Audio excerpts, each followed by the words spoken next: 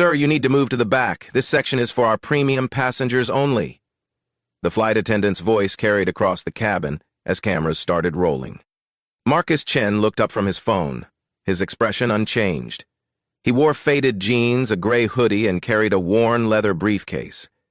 Nothing about him screamed wealth or power. To everyone watching, he was just another passenger being told he didn't belong. The woman standing over him, Sarah Mitchell, tapped her tablet impatiently. "Sir, did you hear me? You're in the wrong section." Marcus held up his boarding pass. "Seat 1A. First class." Sarah's eyes narrowed. "That has to be a mistake. Let me see your ID." Around them, 12 passengers had their phones out. Twitter user @Skywatcher was already live tweeting the confrontation. Have you ever watched someone's entire world change in 45 minutes? Because these real-life stories and black stories show how touching stories can become life stories that reshape entire industries. The departure board above Gate 23 flashed red. Flight 447 to Chicago. Boarding complete in 37 minutes. Sarah examined Marcus's boarding pass like it was counterfeit currency. Her colleague, Jessica, approached from the galley. "Problem?" Jessica whispered, loud enough for nearby passengers to hear. "This gentleman seems confused about his seat assignment," Sarah replied, her tone suggesting Marcus was either lying or incompetent. Marcus remained seated, buckled in, briefcase at his feet. "Ma'am, I understand there might be confusion. Could you please check your system?" Sarah's fingers flew across her tablet. She frowned, tapped it again, then shook her head. "Sir, our records show you purchased an economy ticket. You'll need to move to your correct seat in coach." "That's incorrect," Marcus said quietly. He pulled out his phone and showed her his mobile boarding pass. "First class, seat 1A. Paid for 3 weeks ago." An elderly white man in seat 2A leaned forward. "Son, maybe you should just take your real seat. No need to cause trouble." Sarah nodded approvingly. "Exactly. Sir, are you sure you didn't mean to book coach? These mistakes happen when people aren't familiar with the booking process." The condescension hung in the air like smoke. Marcus's jaw tightened almost imperceptibly. He reached into his briefcase and retrieved a Platinum Airline status card, placing it on the tray table. 340,000 miles flown with Atlantic Airways, he said.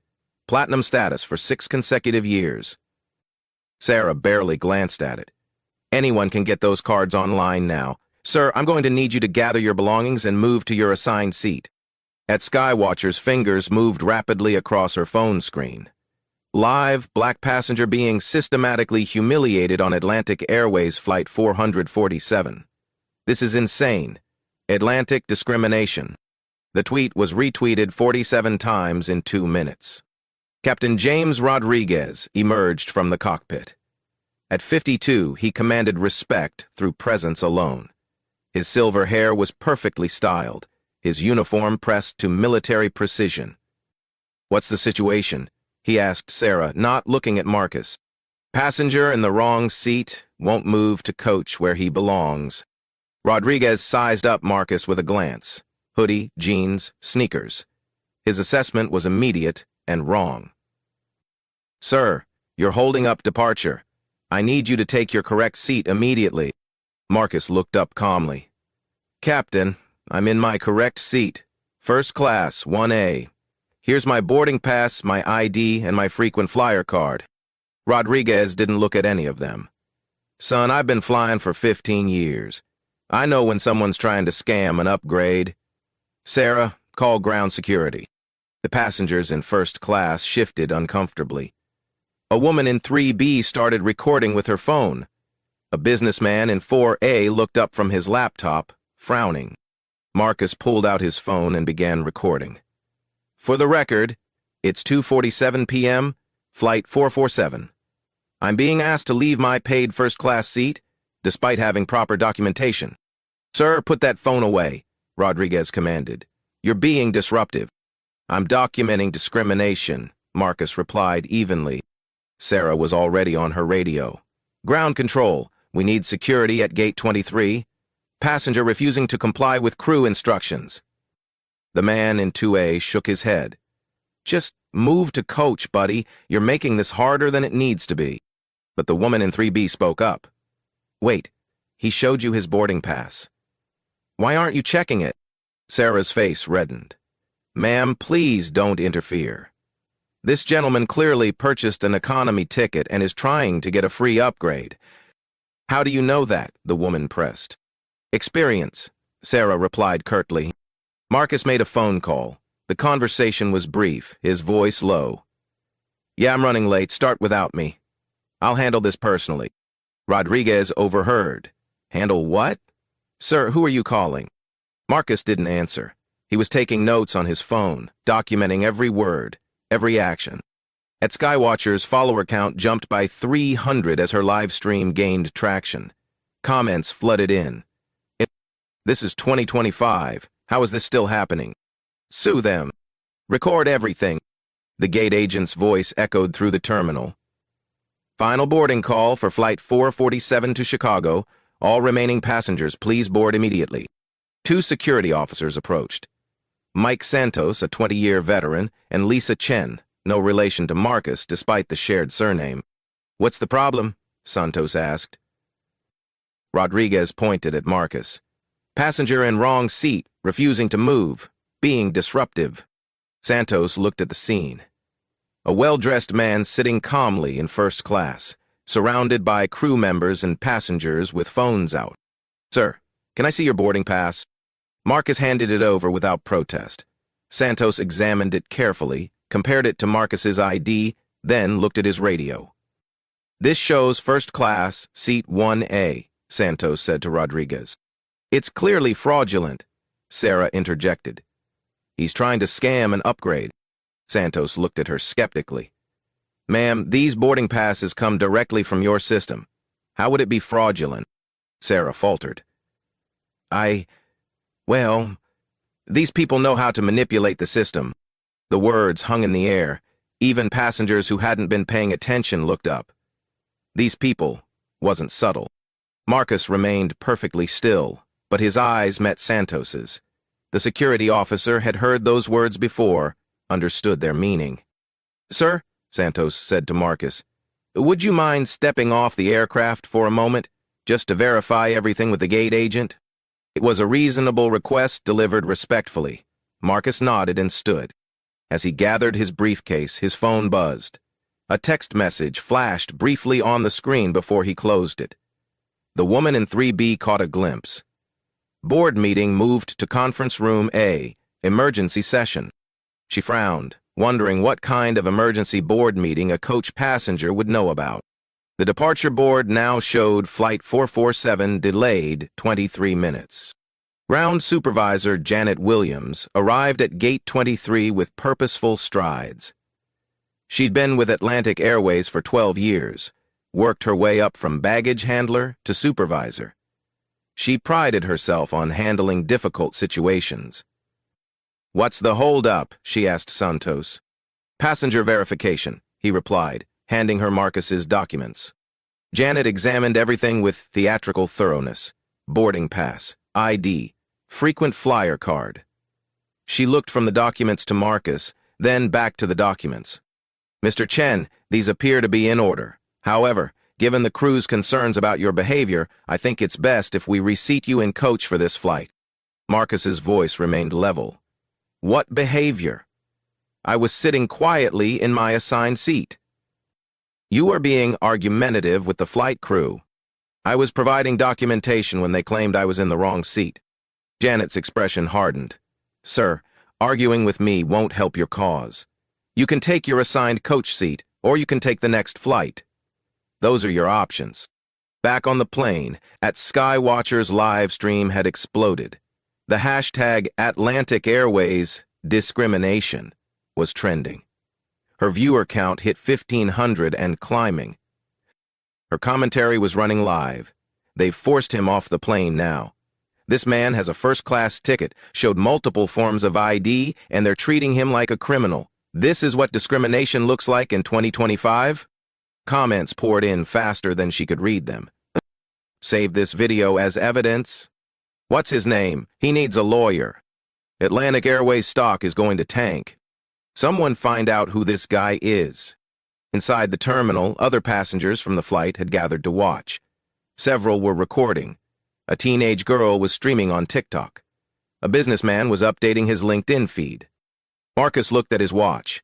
A habit, perhaps, but Janet noticed it was expensive. Very expensive. More than her monthly salary expensive. Sir, I need your decision. Coach seat or next flight? May I speak with your district manager? Marcus asked. Janet laughed. The district manager? Sir, I'm the senior supervisor on duty. I have full authority here. I understand your position, Marcus replied. However, I'd like to escalate this to your district manager. You can file a complaint online like everyone else. Several first-class passengers had come out to watch. The woman from 3B, now identified as Dr. Patricia Voss, stepped forward. Excuse me, but I was on that plane. This man was sitting quietly in his seat. He showed his boarding pass, his ID, everything. Why exactly is he being removed? Janet turned to her. Ma'am, this is between us and Mr. Chen. Please return to your seat. I'm a paying customer too, Dr. Voss replied. And I'm witnessing what appears to be discrimination. A businessman from first class joined her. I saw the whole thing. The flight attendant never checked his documents properly. She just assumed he was in the wrong seat. Janet felt the situation slipping away from her. More passengers were gathering, phones were everywhere. She needed to reassert control. Sir, she said to Marcus, you can take the coach seat I'm offering, or you can leave the airport. Those are your only options. Marcus pulled out his phone and made another call. This one lasted 47 seconds.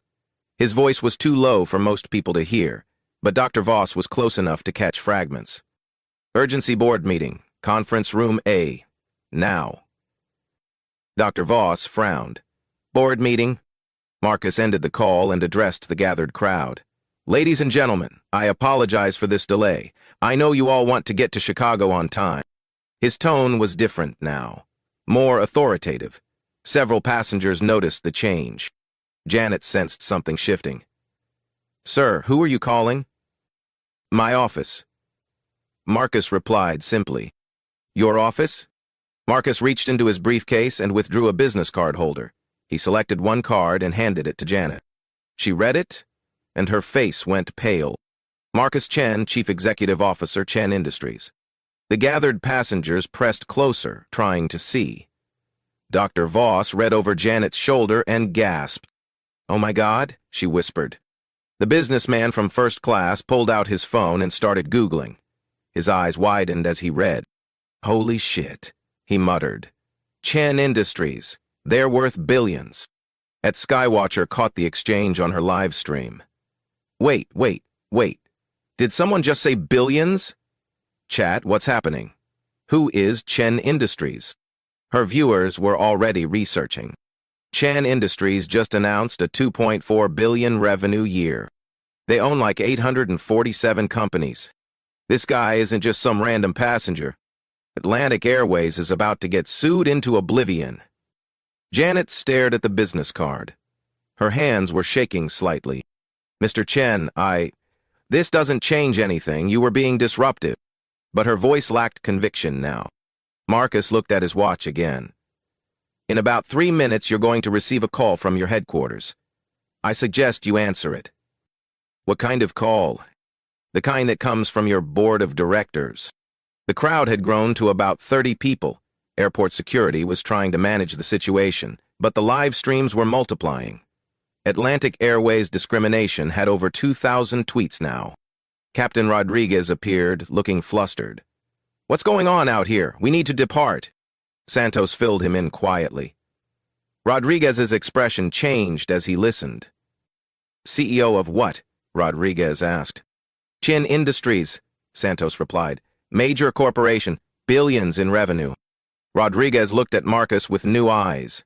The hoodie and jeans didn't look so casual anymore. They looked like the outfit of someone who didn't need to impress anyone. Janet's radio crackled. Supervisor Williams, please contact headquarters immediately. Priority 1. She looked at Marcus, who checked his watch again. "Right on schedule," he said quietly. Dr. Voss stepped closer to Marcus. "Sir, I'm sorry this happened to you. This is completely unacceptable." "Thank you," Marcus replied. "But this isn't about me anymore." "What do you mean?" Marcus looked around at the crowd, at the phones recording everything, at the airport security trying to manage a situation that had grown beyond their control. "This is about making sure it doesn't happen to anyone else." At Sky Watcher's live stream viewer count hit 3,000. Major news outlets were starting to pick up the story. Atlantic Airways' stock price, which had been stable all day, dropped by 1.2% in the last 15 minutes. Janet's radio crackled again. "Supervisor Williams, CEO Patricia Vance needs to speak with you immediately." Janet looked at Marcus, then at the business card in her hand, then at the crowd of witnesses recording everything. "This is about to get very interesting," Dr. Voss muttered to the businessman beside her. Marcus opened his briefcase and pulled out a folder. Inside were documents that would change everything. "Actually," he said to Janet, "there's something else you should know." The crowd leaned in, sensing that whatever came next would be the moment everything changed. Marcus's phone buzzed with a text. "Board is assembled, awaiting your call." He looked up at Janet, at Captain Rodriguez, at Sarah, who had joined them from the plane. "Shall we discuss this inside? I think you're going to want privacy for this conversation." The gate area had transformed into an impromptu amphitheater. Passengers sat on chairs, stood against windows, and leaned against pillars. The live streams had multiplied. At Skywatcher now had 4,000 viewers. 3 other passengers were streaming simultaneously. Marcus stood calmly in the center, his briefcase open, documents arranged methodically on a nearby chair.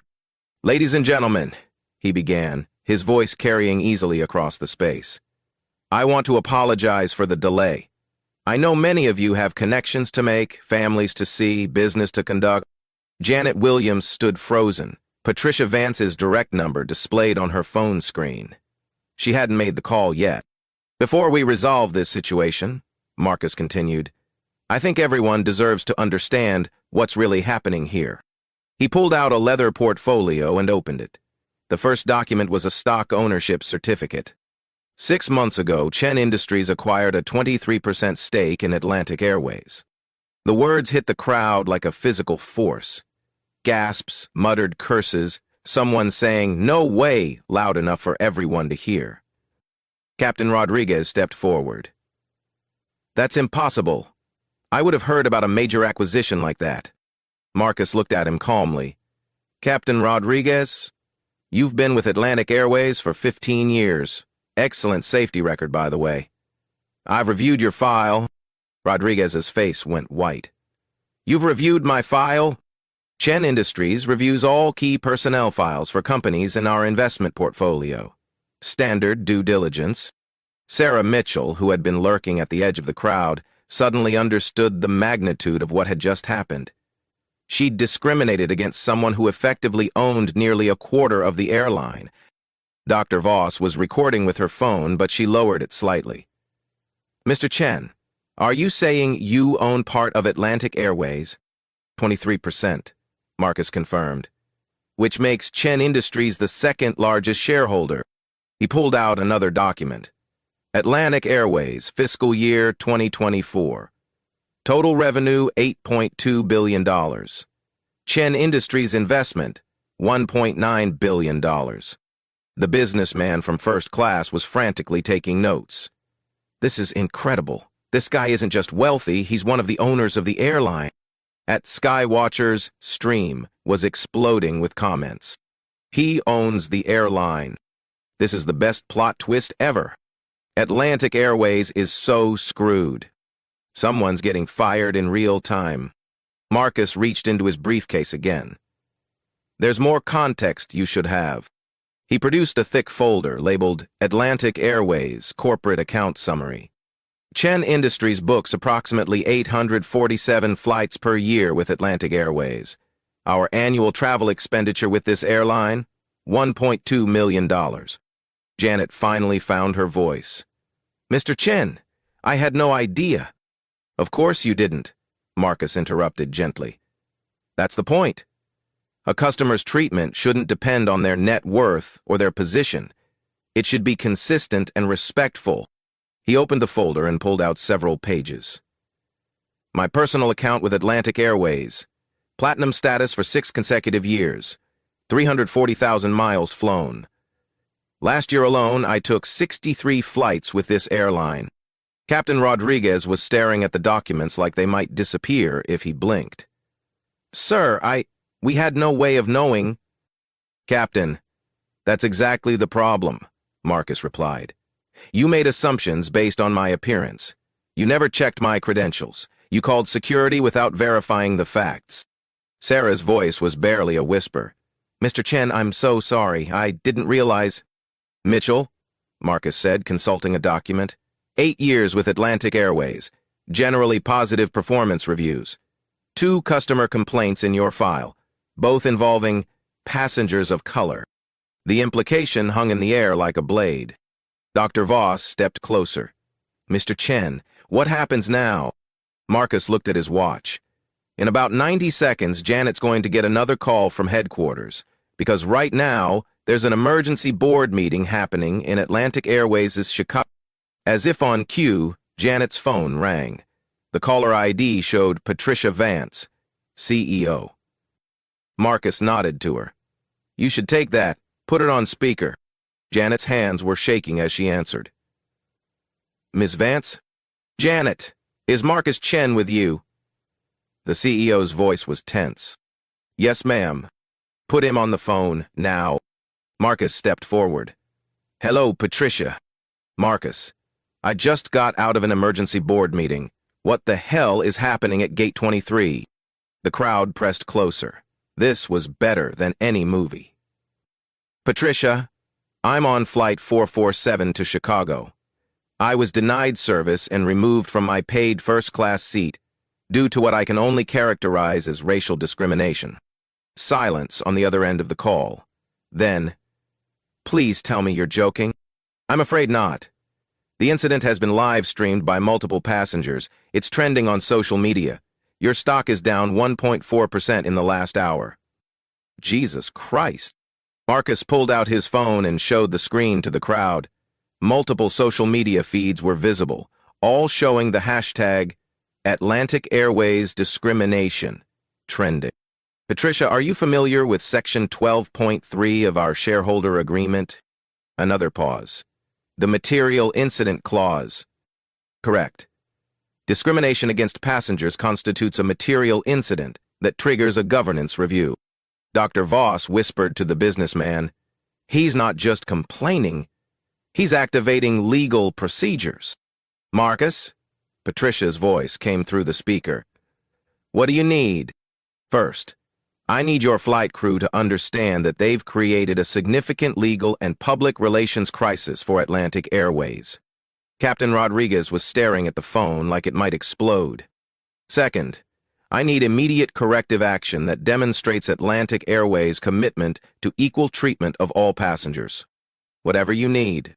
Marcus looked around the crowd, at the phones still recording, at Janet's pale face, at Sarah, who looked like she might faint. And third, Patricia, I need you to understand that this isn't about me. It's about the thousands of passengers who experience discrimination every year, but don't have the resources or platform to fight back. The crowd was silent now. Even the live stream comments had slowed as people absorbed what they were witnessing. Marcus, I'm authorizing whatever actions you deem appropriate. Full authority. Marcus nodded. Thank you. I'll have recommendations within the hour. He ended the call and looked around the gate area. 50 people were staring at him. Multiple live streams were broadcasting to thousands more. There's one more thing you should know, Marcus said. He reached into his briefcase and pulled out a final document. This one was different, more official-looking, with multiple signatures and seals. Last year, Atlantic Airways received an anonymous donation of $500,000 to fund diversity and inclusion training. He held up the document.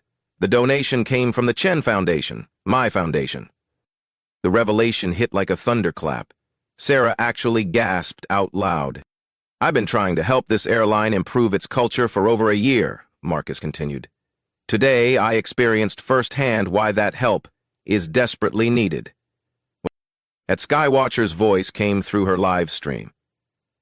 Chat, are you getting this? This man has been trying to help the airline and they discriminated against him. This is unreal. Marcus closed his briefcase with deliberate precision. Now, shall we discuss how to ensure this never happens again? Janet's phone rang again. This time it was the Atlantic Airways legal department. The real work was about to begin. Conference Room A at Atlantic Airways headquarters was normally used for quarterly reviews and budget meetings. Today, it had become the epicenter of a corporate crisis. Patricia Vance sat at the head of the mahogany table, surrounded by 8 board members, the company's legal team, and her senior vice presidents.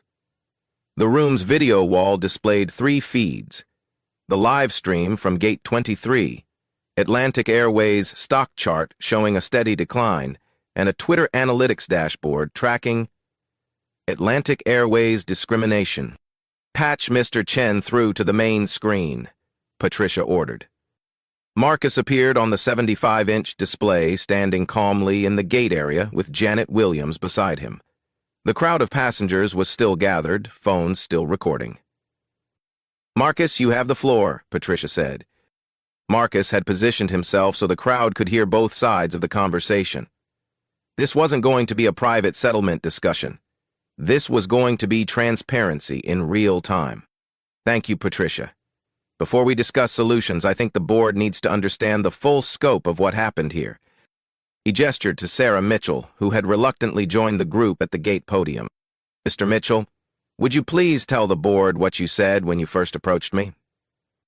Sarah's voice was barely audible. I told you that section was for premium passengers only, despite the fact that I was holding a first-class boarding pass? Yes. And when I showed you my platinum frequent flyer card? I said anyone could get those cards online. Board member David Kim leaned forward in Chicago. Ms. Mitchell, what made you assume Mr. Chen's documents were fraudulent? The question hung in the air. Sarah looked around desperately, seeking an escape from a truth everyone already knew. Marcus answered for her. I'll save Ms. Mitchell the discomfort of answering. She made assumptions based on my appearance. A black man in casual clothes couldn't possibly belong in first class. Patricia rubbed her temples. Marcus, what are your immediate demands? Let me present the facts first, then we'll discuss solutions. Marcus pulled out his tablet and connected it to his phone's hotspot. Within seconds, he was sharing his screen with the conference room. Atlantic Airways financial performance, Q4 2024. Total passengers, 47.2 million. Customer satisfaction rating, 3.2 out of 5. Industry average, 3.8. The board members were taking notes furiously. Discrimination complaints filed with the Department of Transportation against Atlantic Airways in 2024, 147. That's 43% higher than the industry average. Patricia's face was grim. Marcus, we weren't aware the numbers were that high. Because your complaint resolution system is designed to discourage reporting, not encourage it. Marcus pulled up another slide. Chen Industries' annual travel spending breakdown. Atlantic Airways, $1.2 million. American Airlines, $800,000. Delta, $650,000. The implications were clear. Atlantic Airways was getting the largest share of a multi-million-dollar corporate travel budget. However, Marcus continued, given today's incident, Chen Industries will be reviewing all vendor relationships for alignment with our corporate values. Board member Sarah Rodriguez spoke up. Mr. Chen, what would constitute appropriate resolution from your perspective? Marcus looked around the gate area, at the passengers still watching, at the live streams still broadcasting. First, immediate termination of all personnel involved in the discriminatory actions. Sarah Mitchell's knees buckled slightly. Captain Rodriguez closed his eyes. Second, implementation of comprehensive bias training for all customer-facing staff within 30 days. Patricia nodded. Agreed. Third, establishment of an anonymous reporting system for discrimination incidents, managed by a third-party organization. Also agreed. Fourth, creation of a $500,000 fund dedicated to diversity and inclusion initiatives. The board members exchanged glances. $500,000 was significant, but not catastrophic. And fifth, Marcus continued, a public apology from Atlantic Airways acknowledging systemic failures in equal treatment of passengers. Patricia paused. Marcus, a public apology could expose us to significant legal liability. Patricia, your current legal liability is already significant. There are approximately 4,000 people watching this conversation live. Your stock has dropped 2.1% in the last 2 hours. Your choice is between controlled transparency and uncontrolled crisis. Legal counsel whispered something in Patricia's ear. She nodded grimly. Conditions accepted, she announced. The crowd at the gate erupted in applause. At Skywatcher's comment section exploded with celebration emojis. But Marcus wasn't finished. There's one additional requirement, he said. The conference room fell silent. I want real-time implementation. Not promises, not future commitments. Changes implemented within 72 hours. That's impossible, protested VP of Operations Michael Torres. Union agreements, legal reviews, system updates. Marcus interrupted. Michael, I've reviewed your operational capabilities. When weather emergencies require rapid schedule changes, you can reorganize your entire system in 6 hours. When you have the will, you have the way. Patricia leaned back in her chair. What specifically do you need in 72 hours? Marcus pulled up another document on his tablet. Miss Mitchell and Captain Rodriguez terminated within 24 hours. Replacement training materials developed and deployed within 48 hours. Anonymous reporting system operational within 72 hours. And if we can't meet that timeline? Marcus looked directly into the camera. Then Chen Industries will divest our Atlantic Airways holdings and recommend that our network of partner companies do the same. The threat was devastating. Chen Industries wasn't just a large investor. They were connected to dozens of other corporations that collectively represented millions in annual travel spending. Board member Jennifer Walsh asked, Mr. Chen, how do we know these changes will be sufficient? You don't, Marcus replied. But you'll have quarterly reviews with independent auditors to track progress. Full transparency, public reporting. Patricia looked around the conference room. Her board members were nodding. The legal team was scribbling notes frantically. The stock price continued its decline. Marcus, we accept all conditions. The crowd at the gate erupted again. Several passengers were wiping away tears. Dr. Voss was shaking her head in amazement. But Marcus still wasn't done. There's one final element, he said. Personal accountability. Patricia's expression tightened. What do you mean? Executive compensation should be tied to diversity and inclusion metrics. Starting with your compensation, Patricia. The conference room went dead silent. 20% of executive bonuses tied to measurable improvements in equal treatment outcomes. Quarterly assessments, public reporting. Patricia stared at the screen for a long moment. Around the conference table, 8 board members waited for her response. Agreed, she said finally. Marcus nodded.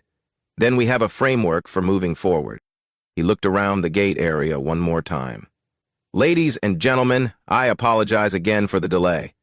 However, I hope you can see that sometimes delays serve a greater purpose. The crowd broke into sustained applause. Janet Williams stepped forward. Mr. Chen, what happens now? Marcus smiled for the first time since the incident began. Now, Janet, we fix the system, and we make sure every passenger is treated with dignity and respect. He looked back at the camera. Patricia, I'll expect the implementation timeline by email within 4 hours. You'll have it in 2, she replied. Marcus closed his tablet and picked up his briefcase. Now, I believe Flight 447 was supposed to depart 45 minutes ago. Shall we get these passengers to Chicago? The transformation was immediate. Janet was issuing instructions to her staff. Sarah Mitchell was being escorted away by airport security. Captain Rodriguez was having his credentials reviewed by supervisors. A new flight crew was already being assembled. Addressing another address, Skywatcher addressed her live stream audience. Chat. I don't think I've ever seen anything like this. One man just changed an entire airline's policies in real time. As Marcus finally boarded his flight in seat 1A first class, Dr. Voss leaned over from 3B. Mr. Chen, that was incredible. How did you stay so calm through all of that? Marcus settled into his seat and opened his laptop. Dr. Voss, anger is temporary, systems change is permanent. I'd rather build something lasting than just vent frustration. The plane pushed back from the gate 53 minutes late. But it was carrying more than passengers to Chicago. It was carrying the promise of change. 71 hours later, Marcus Chen sat in his Chicago office reviewing implementation reports from Atlantic Airways. His assistant, Maria Santos, had arranged the documents chronologically on his mahogany desk. The termination letters were executed yesterday, Maria reported. Sarah Mitchell and Captain Rodriguez were dismissed with cause. Janet Williams was demoted to training coordinator and will undergo mandatory sensitivity counseling. Marcus nodded, reviewing the documentation. What about the replacement protocols? New crew training materials went live this morning. Every Atlantic Airways employee will complete 8 hours of bias recognition training within the next 30 days. The anonymous reporting system launched at 6 a.m. His phone buzzed with a news alert. Atlantic Airways stock rebounds after swift discrimination response. Shares up 3.2%. The market had responded positively to decisive action. Investors appreciated companies that addressed problems quickly rather than letting them fester. Patricia Vance had appeared on CNBC that morning, announcing the Dignity in the Skies initiative.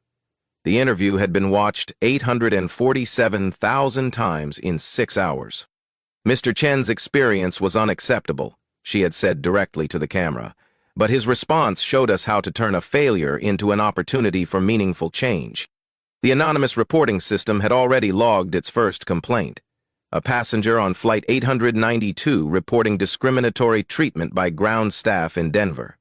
The complaint was being investigated by a third-party firm within hours, not weeks. Marcus's computer chimed with an incoming video call. Patricia Vance appeared on screen, looking considerably more relaxed than she had 3 days ago. Marcus, I wanted to give you the first quarterly report personally. She shared her screen, showing a comprehensive dashboard of metrics. Discrimination complaints down 67% in just 3 days. Customer satisfaction surveys show marked improvement. Most importantly, we've had 12 employees proactively report bias incidents they've witnessed. Marcus leaned back in his chair. That's the real victory, Patricia. When employees feel empowered to speak up. The training program has been requested by 6 other airlines. We're licensing it through a nonprofit organization with proceeds funding diversity scholarships. Excellent. What about the executive compensation metrics? Patricia smiled. Board approved unanimously. 20% of all C-suite bonuses now tied to diversity and inclusion outcomes. First quarterly review is next month. Marcus pulled up his own metrics dashboard. Chen Industries tracked their vendor relationships meticulously. Atlantic Airways is back to being our preferred airline partner, he confirmed. Chen Industries will increase our travel spending by 15% this quarter. That's wonderful news. Marcus, I have to ask, how did you know exactly what levers to pull? Marcus considered the question. Patricia, I've been discriminated against before. But I've also been in boardrooms for 20 years. I understand how corporations make decisions. The key is aligning moral imperatives with business incentives. The whole incident has become a Harvard Business School case study, Patricia mentioned. They're calling it stakeholder activism in real time. After ending the call, Marcus walked to his office window overlooking Lake Michigan. The view reminded him why he loved Chicago. A city built by immigrants and outsiders who refused to accept limitations. His phone rang. Dr. Patricia Voss from Flight 447. Mr. Chen, I hope you don't mind me calling. I got your number from your foundation's website. Not at all, Dr. Voss. How can I help you? I wanted to tell you that what you did inspired me to take action in my own workplace, Dr. Voss said. I'm head of emergency medicine at Northwestern Memorial. We've had our own issues with bias in patient treatment. I presented your Atlantic Airways case to our board last week. Marcus smiled. What was their response? We're implementing a similar anonymous reporting system for bias incidents, and we're requiring all staff to complete unconscious bias training. Your approach, using data and systematic change rather than individual blame, it really resonated. That's exactly what needs to happen, Marcus replied. One incident becomes a catalyst for broader change. The medical community is calling it the Chen Protocol, using documented discrimination incidents to drive institutional reform rather than just individual punishment.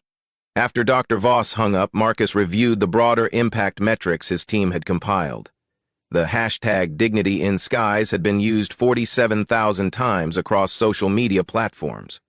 But more importantly, it had spawned 12 copycat initiatives at other transportation companies. Greyhound bus lines had announced their own bias training program. Amtrak had hired a chief diversity officer. 3 major hotel chains had implemented anonymous reporting systems. His assistant brought in a stack of letters from passengers who had experienced similar discrimination. Each letter shared a story, thanked Marcus for speaking up, and many included documentation of their own incidents. One letter stood out. It was from a young black woman named Angela Thompson, a recent MBA graduate. Mr. Chen, I was on United Flight 237 last month and experienced almost identical treatment to yours, but I didn't have your resources or platform. I just endured it and filed a complaint that went nowhere. Watching your live stream showed me that discrimination doesn't have to be accepted silently. I'm now working with the ACLU to document systematic bias in airline treatment. Thank you for showing that change is possible. Marcus added Angela's letter to a growing file. Her case would become part of a larger class action lawsuit that would ultimately force industry-wide changes. The true measure of success wasn't just Atlantic Airways reforms. It was the ripple effect across an entire industry.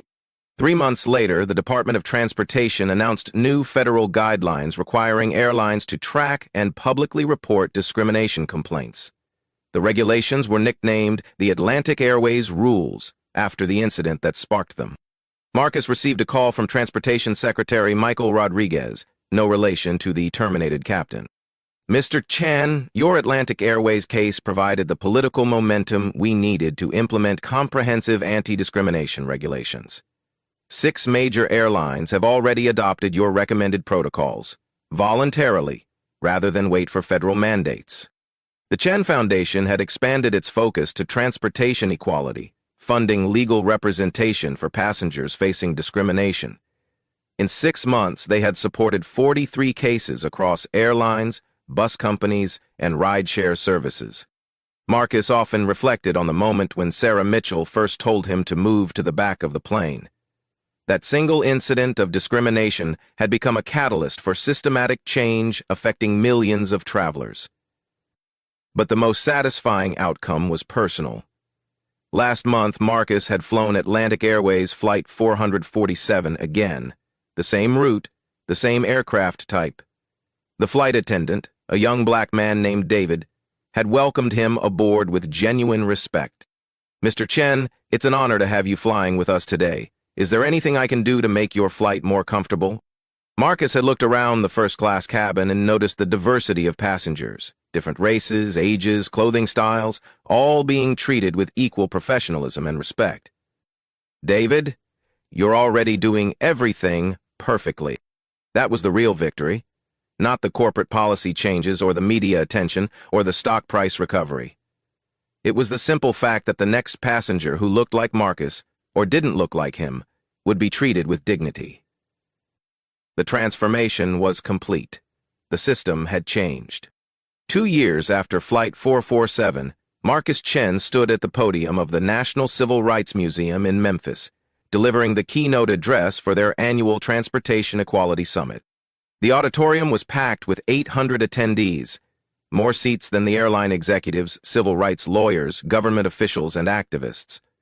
But Marcus could see beyond the crowd to the millions watching the live stream. Change doesn't require violence, he told the audience. It doesn't require lawsuits or protests or public shaming. It requires documentation, leverage, and systematic thinking. He clicked to his first slide, a graph showing discrimination complaints across all major airlines. Since the Atlantic Airways incident, airline discrimination complaints have dropped by 71% industry-wide. Not because discrimination disappeared overnight, but because airlines implemented systems to prevent it. The graph showed a dramatic decline starting in late 2025, continuing through 2026, and into 2027. This is what happens when you change systems instead of just punishing individuals. The audience included Sarah Mitchell, the former flight attendant who had triggered the entire incident. After her termination from Atlantic Airways, she had undergone extensive bias training and now worked as a diversity consultant, helping other companies avoid the mistakes she had made. She raised her hand during the Q&A session.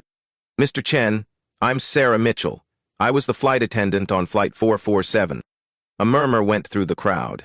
This was unexpected. "Sarah," Marcus said warmly, "thank you for being here.